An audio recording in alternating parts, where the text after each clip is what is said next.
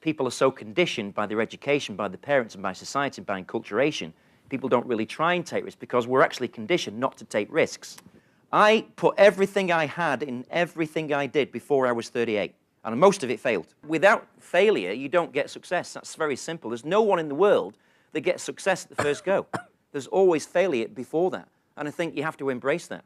You have to put it as like a common denominator, as a must. You must fail before you succeed. I think sometimes you have to have misery or austerity to really find out what you really want to do as a person.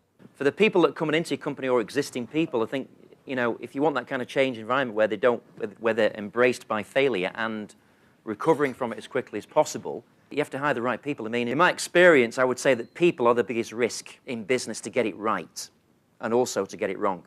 In an efficient organization, it used to be autocratic before all this risk was a buzzword and all this innovation came along.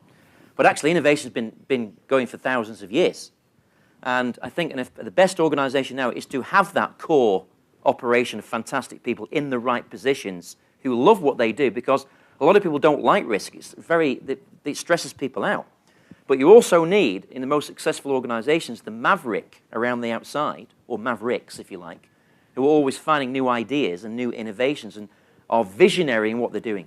Visionary in terms of they can see something and then they can see, right, that might actually work for our clients. We're human beings, not human doings. And I think we should be more human beings sometimes rather than human doings, because that creativity is found in that being space where you're not afraid to actually create something, where you're not going to be afraid of what other people are going to think about it. And I think the biggest resistance you get in your life is the disease to please other people. A lot of that stuff actually stops you, if you kind of are not got a strong mindset, can stop you creating, and stop you forging ahead and being more creative, man.